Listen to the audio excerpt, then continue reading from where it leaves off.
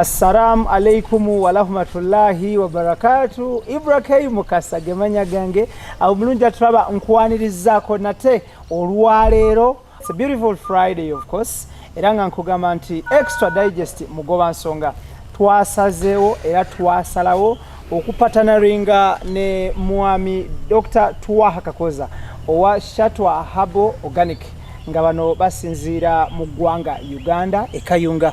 Twasalawo buli lwakutaano tubeerenga naye nga tutunuulira enzijjanjaba n'endwadde ez'enjawulo naye nga ajjanjaba ayita mu ddagala lino ery'emiti oba habo mwayita okulaba nga ajjanjaba abantu. Twasazeewo tubeerenga naye every Friday buli lwakutaano insha Allah.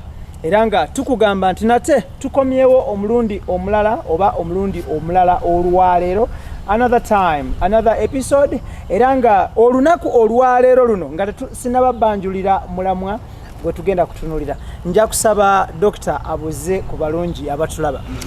Balamusizzaako nnyo abatunuulizi ba digest mugoba nsonga.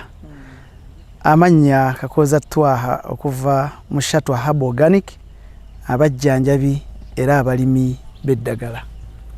Okay, muli mutya? Je tuli ssebo. Bitambula bitya? Alhamdulillah, tukwasiza wamu. Okay. Ssebo. All right, olunaku olwaleero Dr. Twafunye messages.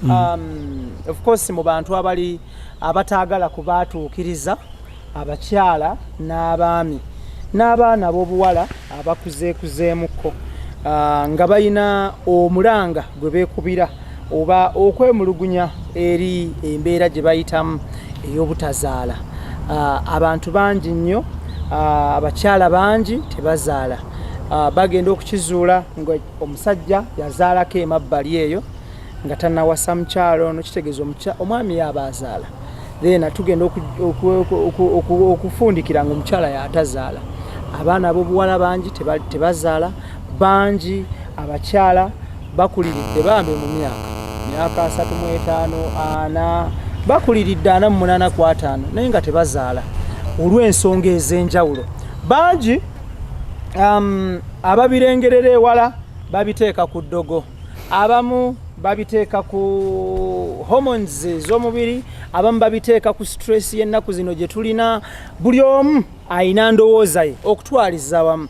So gwe ng'omukugu akozesa habo okujjanjaba ekintu ekyo oyinza kukibako otya, kukivumbakitira otya, okukikwata okulaba nga ojjawo enduulu ezo n'emiranga egyo n'ebiwoobe abantu bafune ku ssanyu, kubanga essanyu lya buli muntu kuzaala.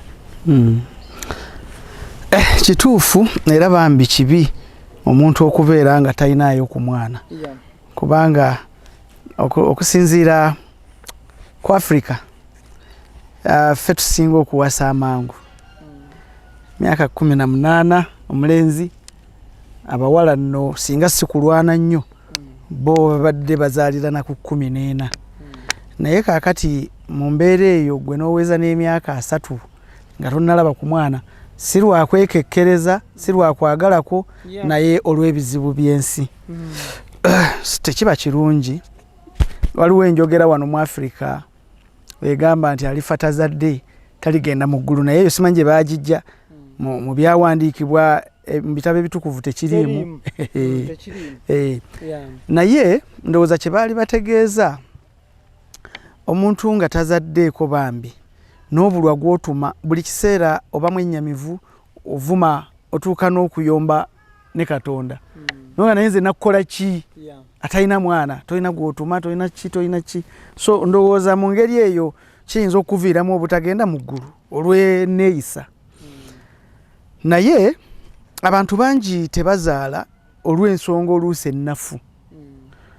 Okugeza omwami ayinza okuba tabeera na mukyala we buli kiseera, ng'omwami alina gy'akolera akomawo weekend. Bino bye bayita safari. Mukozi wa safari, muvuzi wa trailer, musuubuzi n'ebiringa ebyo. Okay. Omuntu obutafaanaganako na bisolo birala. Asobola okwegatta ne munne newankubadde ng'olunaku si lwakufuna lubuto. So nga ate ente okwegatta kubeerawo ku lunaku lwokka olw'olubuto obanga ensonga eyo bwetyo bweri kizibu kiyinza okubeera nga omwami ono mu budde bwabeererawo si lwe lunaku lw'omukyala ono okufuna olubuto. Katugambe sayiko y'omukyala erina ennaku 28. Kati mu nnaku 28 tulinamu olunaku lumu bwe luti olw'okufunirako olubuto mu nnaku 28 zonna. Kati abantu bangi basobola okubeera awamu, basobola okubeera abafumbo n'emyaka 5 naye ng'olunaku olwo tebafunanga mukisa gwalwo. Newankubadde nga n'ennaku 3 before lunaku lwakufuna lubuto zisobola okufunisa omuntu olubuto. Katugambe olunaku lw'okufuna olubuto lw'omukyala lugenda kutuuka ku Lwakutaano. Omwami ne yeegatta naye ku Lwokusatu. Omwami n'addayo mu safaari ze. Omukyala asobola okufuna olubuto ku Lwokutaano nga yeeyambisa okwegatta kwe beegatta n'omwami ennaku 3 emabega si ze ssaawa 72. Saayansi omu akikkiriza nti n'essaawa 12 zisobola okuwera. Tugeze ne weegatta n'omuntu ku Mande n'afuna olubuto ku Lwokutaano ng'ate olubuto lulwo. Ebyo si bye biviirako abantu okwegaana ezo embuto? Naye si kyangu kwegaana awo period eyo tebalika. Ennaku 5 onazibala otya? Kubanga omuntu tafunyisa lubuto n'ategeera nti kati nva unlike ente oba embuzi nti yo eddayo ne yeewaana lega nva kuwakisa. Kubanga okuwaka kwe kufuna olubuto. Kyalaga nti bagitwale ewake ku nnume. Oyo omusawo wa vet omuwakisa bakola artificial insemination. Okuwaka kubanga byo bira kushiwa ddiiru. Tugendayo ente bagitwala ng'eri ku hiiti. Kati hiiti y'omuntu yanjawulo eyinza obutalaga. Naye tusobola okugibala. Okwewala okubeera n'omukyala emyaka 5 buli lwova safaari nodda mwegatta naye mwegatta byammwe byakunyumirwa si byakuzaala kubanga tali mu budde buzaala. Kati obudde obuzaala tusobola okububala. Ekyo ekizibu ekisooka ne tukigonjola ne kivaawo. Kwega mu balwadde be tulina oyo ne yejjamu. Tutegereganye nti tebazaala bakamala emyaka emeka 5 naye kisoboka okuba ng'olwokuba omwami either omukyala gyakolera oba omwami gyakolera wala beesanga omulundi gumu mu wiiki oba mu mwezi. Naye omulundi ogwo oba ennaku 2 ezo ze beegatta either ono yayise ku lunaku olufunirwako olubuto kuba twagambe luli lumu mu sayiko ennaku 28. Zino endala zetwongerako za by the way si ntuufu naye Katonda asobola okuyambirayo. Kubanga bwe weegatta nga abuzaayo ennaku 3 okugenda ku hiiti tugambe bwe tutyo. Asobola amazzi gasobola omusigalamu mu bisengo omwo mwonna gatambula n'afuna olubuto gye bujja. Naye emikisa giba mikendeevu nnyo. Kati oyo bwe tumuyigiriza bw'abala ennaku ojja kwesanga ng'oyo avudde mu lwokaano babalirwa mu bugumba. Abantu bangi batuse n'okugenda ku ndagu kubanga tebazaala kuba omwana ayagalwa nnyo. Abantu bangi bagenze ne babajjako ssente empitirivu naye ng'oluusi kantu katono ako kakubala. Oyinza okwesanga omwami munovu bulungi amazzi ge agazaala malungi talina buzibu bwonna nga n'omukyala naye mulamu era bangi bajja ne bakunyonyola ndi mulamu n'oli mulamu. Emu ku nsonga esooka yakwegatta mu nnaku tebafunye mukisa gwegatta mu nnaku zifunirwamu lubuto. Eyo nsonga emu. Ensonga ey'okubiri eyinza okubeera ng'omwami alinamu obulwadde katugeze ng'obwa sukaali. Omulwadde wa sukaali amazzi ago agazaala gaba mafu. Sukaali agatta nnyo oba omukisa guyinza okubeerawo. Kyova olaba ffe tulowooza abantu bangi balowooza nti abakyala be batazaala be babeera bagumba naye n'omwami asobola okugumba wala. Omwami ayinza okuba yalwalako endwadde ez'obukaba emabegako enzijanjaba neetabeera eri gye twagambye eya rapidi gye balina okujjanjabira twajogerako wano olulala. Twajogerako nti twandyagadde nnyo tujjanjabe gonorrhea naye habo zeekunya kyetuva tumusindika bamujjanjabise antibiotics kuba speeding up process awona mangu. Kale omuntu onayinza okuba yalwala obulwadde ne bulwawo okujjanjabibwa omwami gwe twogerako ne buleka nga bwonoonye system. Amazzi gano agazaala bwe gaba gajja gambala akaveera akaga protecting gasooka system esooka neteekayo lubricant lulinga lu oil olusooka amazzi gayite mu luseke nga tebaganuubula bwe gamala ne bagambaza akaveera omuntu yali akubyeko eggi n'aliyiwa ku sauce oba mu kabakuli osobola okuliraba nga lirina ekintu kye lyambadde si nga ye enjuba eri munda muli enjuba nagana amazzi kuliko akantu akalinga oluveera bw'ogakuba byegatta naye kuliko oluveera olwo n'amwami ono amazzi ge begabeera naye munda eno bwe wabeera nga waliyo enkovu wakulubuka wakola biki gajja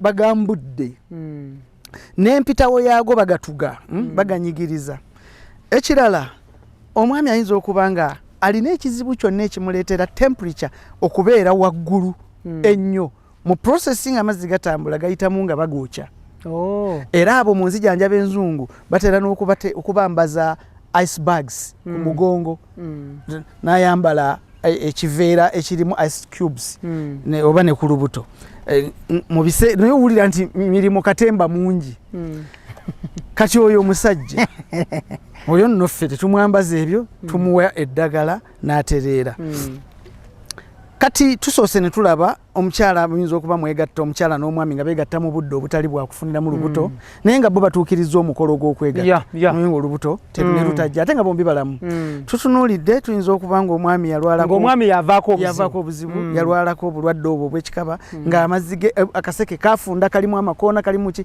amazzi gatuuka bagatulugunyizza nga mafu oba ng'emikisa gy'obwana obulamu mitini ng'ate buli nakuba mu millions na millions ng'obubwe babukendeeza ne bugenda mu 10,000 kati eyo oluusi gye bayita low sperm count kati bwe bugenda ne bakukebera basobola okugamba nti tukole bwetu ne bwetyo oba ne bakuwa eddagala ffe tukuwa naffe eddagala ery'okunywa ate ttono ku musajja bujanjabi bw'omusajja bunafu nnyo gye tuli butono tebumenya era omusajja ayinza okuba ne stress ezo n'endya mbi waliwo emmere esobola okukola amazzi ago kubanga gava mu kulya era gava mu kulya omuganda bwe yagera olya bubi nga tolya mmere ekola ekyo kati ate omwami bwe tumuvaako ne tudda ku mukyala omukyala yasinga ebizibu Okay, nga tunagenda ku mukyala. Abatulaba tuli ku Extra Digest mugoba nsonga. IBRAH Mukasa gemanya gange tuli ne Dr. Twaha Kakooza owa Shatwa Habo Organic.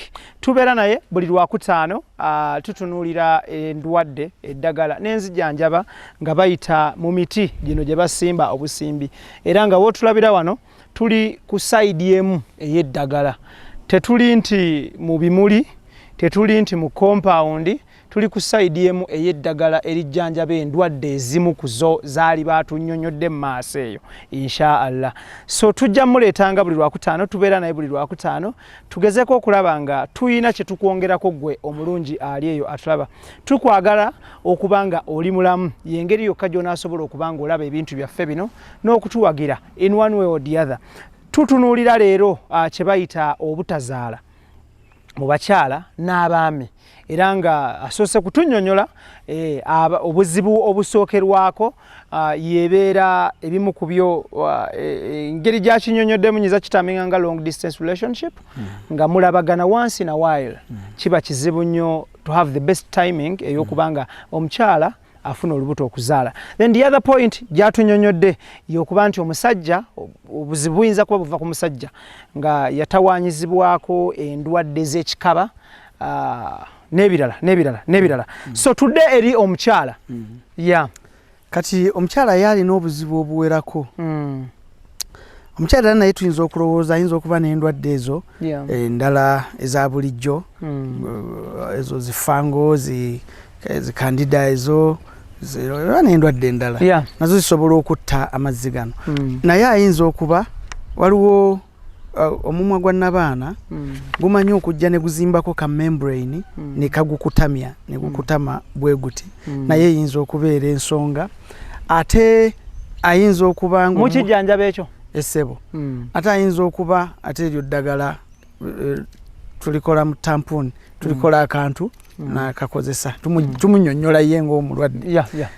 Kati ate ayinza okuba nga omumwa gwa nabaana muzimbu kubanga omumwa gwa nabaana omulimo gwagwo ono muyinza okuba mwegatta mu budde obutuufu omumwa gwa nabaana omulimo gwagwo okwasama ne gukkiriza okuyingiza ate bwe guyingiza ne guggalawo okuziyiza ebirala okujja aleme kuzaala bwana 100 kufuna lubuto lwa bwana 100 kati omuntu oyo bwatyo nakyo kisoboka okubeera nga omumwa gwa nabaana gwe gugaana ate ayinza okuba nga nabaana yennyini yendwadde ate ayinza okuba nga ovaries ng'ayina ze bayita bwe bagenda mu nsonga ennaku ziri bwe zituuka eziyandibadde ennungi ez'okwegattiramu ez'ofunyamu olubuto ng'afoominga bubabbles waliwo bubabo ng'era bwona kuba ekyovu kya sabbuuni bubabo buyinza okufoominga eyo mu ovary kati oba nga amagi gakulira kumu agawera era ne gayiika mu budde obutali butuufu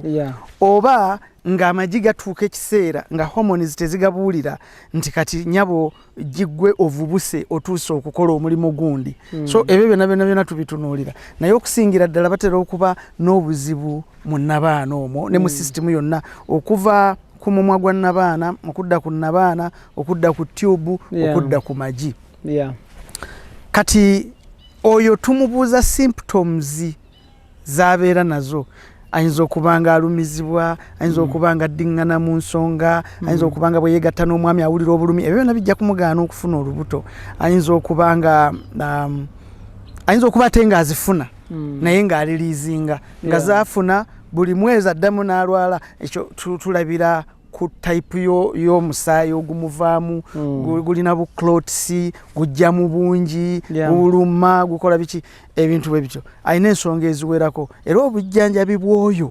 businziira ku kikyannyonnyodde oba bwe kitaba ekyo emirundi mingi asobola okuba nga yagendako ku sikaani omukyalo ono ne bamusikaninga ne batubuulira nti ayina tumor ayina fibroid ayina cyst kati mu ebyo byonna ekyangu okujjanjaba ye cyst kubanga ezo zitutwalira ennaku 6 kati tumor yonna wonna weebeera yakwata etwala ebbanga ddene kati fibroid olw'okuba ejja kubeera kinywa okuddamu okukikoza kyo kitwalira ddala akabanga kyokka ekyo kiyinza obutamugaana kufuna lubuto era waliwo ayagala ye afuna olubuto ate nga tubawo amagezi nti bw'obanga okyajjanjabwa lino eddagala ligenda kukuleetera okufuna olubuto naye bw'ofuna olubuto mu bbanga lya myezi 2 okuva kati tekijja kuba kirungi kubanga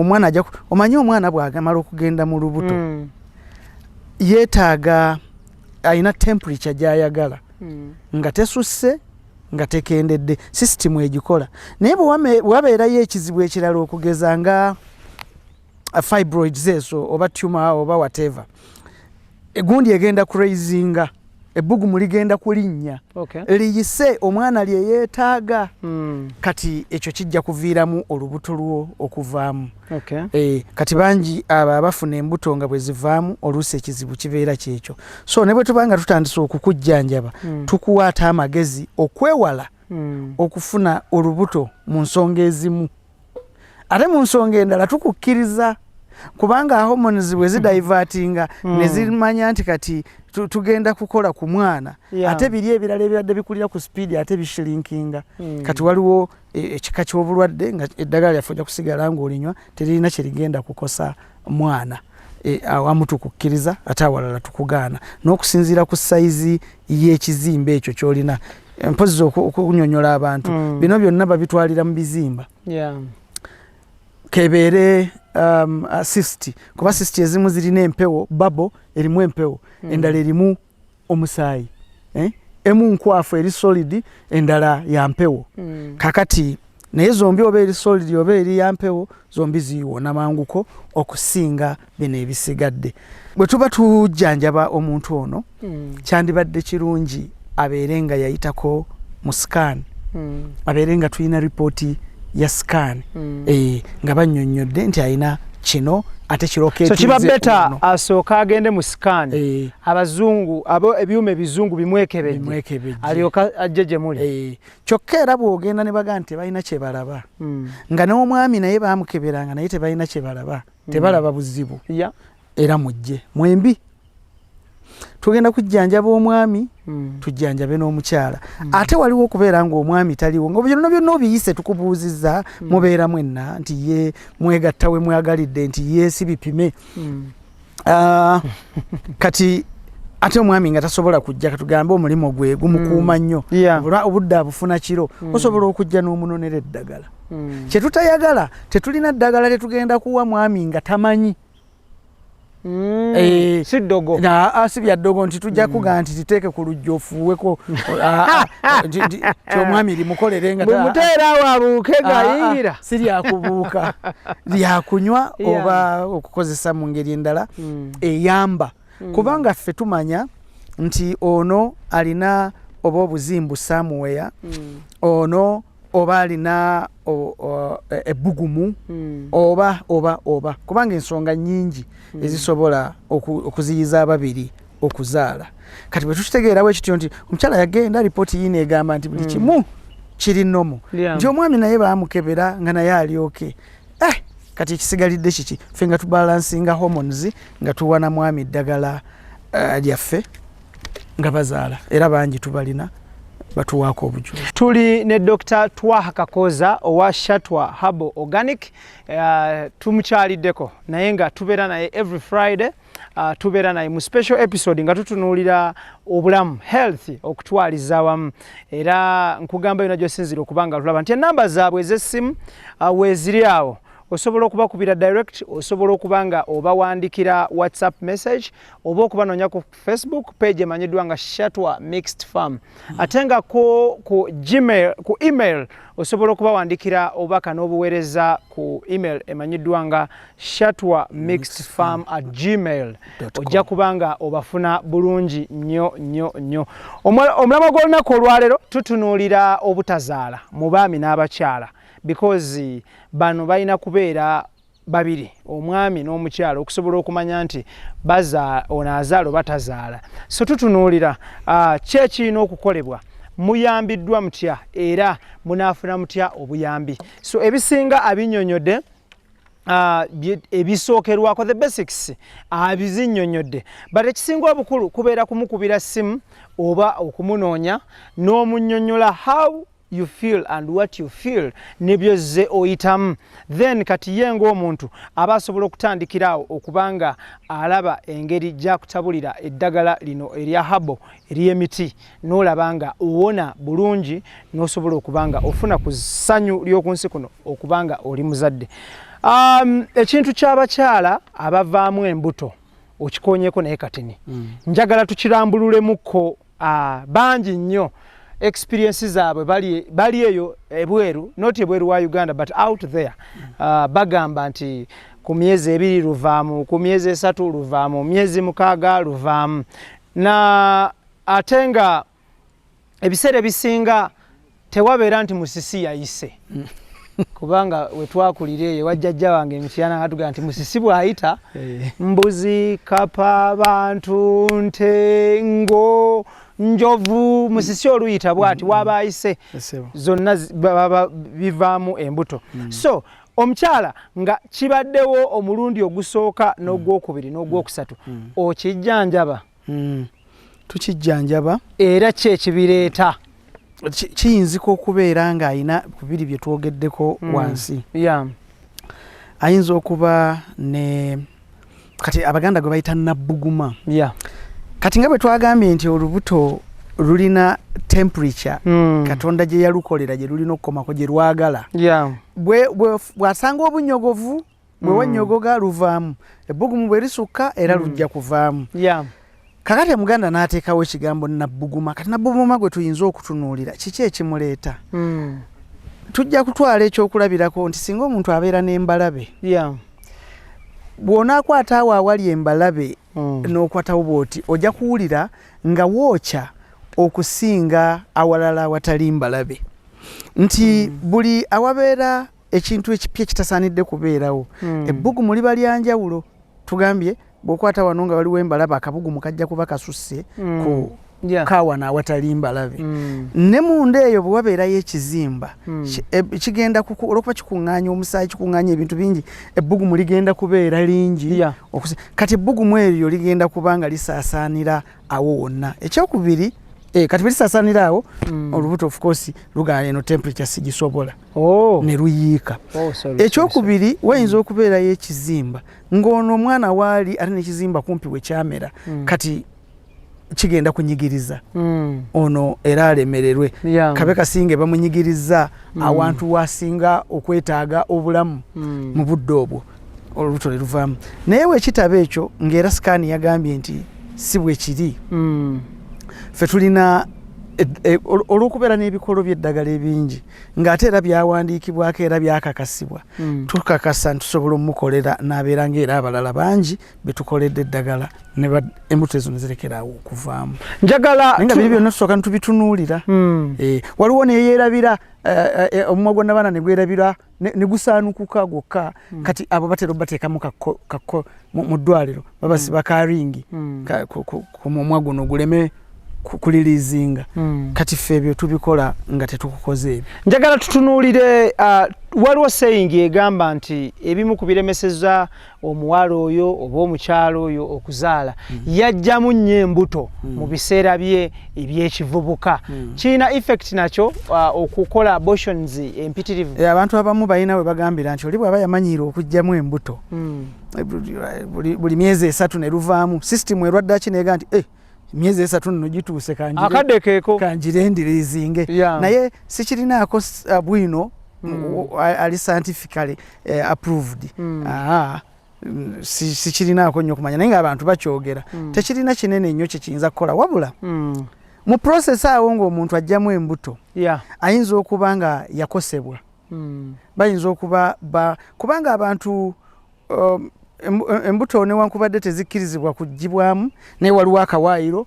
akayinza okuzikkiriza nti era waliwo n'omusawo nti ono mukugu mu nsonga eyo kubanga ono bambi bw'afuna olubuto pressure erinnya ono bw'afuna olubuto bino na bino biyinza okujja omu bayinza n'okuba bamurepinga bamukwata kati tewali nsonga lwaki akuza omwana w'omuntu gw'atamanyi omulala asiba omutima naga nti kisajja wadde naye kanzaala omwana wange naye omulala agamba baluggyemu kati naye enzijjamu akuggyemu olubuto yoyo omukugu eyatendekebwa nti bw'oba ojjamu tokosa kino tokosa kiri so mu process awo nga bajjamu embuto abamu bamanyi okukozesa ennanda abala obuti bwa muwogo obukonda bwamu n'ebirala bingi gasiya mungi nnyo gwe bakola kati abamu balina infections era zajja lwa nsonga eyo teyagira ate naddamu n'afuna olubuto olulala kati ebijjamu embuto bingi tuyinza obutagamba nti ddala olw'okuba yajjamu olubuto emirundi 2-3 olwokuna ddo ne luyiga ekyokukola naye nga nakyo kiyinza okusoboka kubanga nga sayansi we bagamba nti kyetwakategeerako mu sayansi kiri less than 1% sofa mu ebyo byonna n'ebizungirizi nabiki byonna bye tulaba less than 1% kubanga osanga nebitubadde tubuusa amaaso enkya tujja kusanga nga nabyo ate tusaana tubiseemu ekitiibwa so nekyo kiyinza okubeera ensonga tiyajjajjamu naye ku ssaawa eno tewali bwino wankalakkalira akataleke kanga tudduka awo wennyini waliwo ate abakyala balina obuzibu nga bwe bazaala abaana myezi 2-3 abaana bafa myezi 2-3 abaana bafa myezi 2-3-4-5-6 omwana afa okitegeera ng'akyali mu early stage ezo bangi nnyo nga awezezza omuwendo abaana 2-3 nga bafiira mu period y'emu abo bayambiddwa batya abo tusooka ne tubagamba ekisookera ddala bw'ozaala omwana wo eyasooka yafa tutunuulira n'obubi bwe yafuluma butera okubeera obwa green buyinza n'okubaamu babo bw'obanga yasooka yafa myezi egyo n'owokubiri akoze ekintu kyekimu weetegereza eccupa obuyonjo bw'omukolako nga bwe buubwo talina mikono mibi gyabaddemu then weetegereze amabeere go omwana ono ow'okusatu tomuyonsa muwe mufunire formula endala egenda tulabe kikole mu bulumi si ddembe kikole mu bulumi ekizibu kiyinza okuba nga kiva ku mabeere go bw'oba osobola n'ogatwalako mu laabu ne bagakebera amabeere ate oyinza n'okubanga amabeere gombi tegenkana ng'erimu lyerivaako obuzibu ng'eddala ntegeeza amata agava mu mabeere ng'erimu livaamu amata amalamu ng'eddala lyerivaamu obulwadde kati bw'oba ogakamula ng'ogatwala mu laabu obucupa bulambe nti ono left ono right gombi tegayinza kufaanagana oluusi gafaanagana oluusi tegafaanana ekyo bwe kityo bwe kiri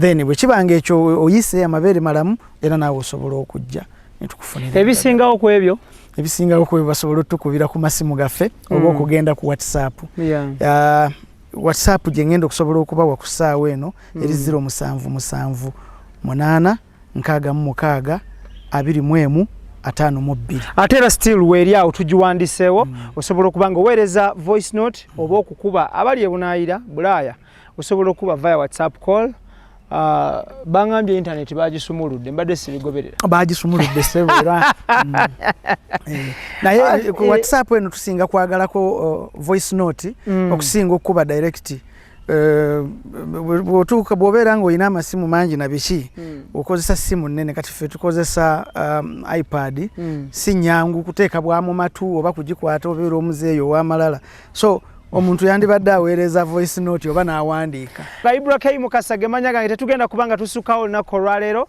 nkugamba nti beera bulungi tubale tutunuulira okuzaala mu bakyala nkwagaliza birungi byerere tujja kubanga tusisinkana nate olwokutaano olujja inshallah same time same show ate with the same guest that is Dr. Twaha Kakooza okuva mu Shatwa Habo Organic mubeera bulungi njalako baza team gyotambule nayo of course Idris Daniel Keith ne Senabulya assalamu alaikum wa rahmatullahi wa barakatuh mubeere bulungi mweraba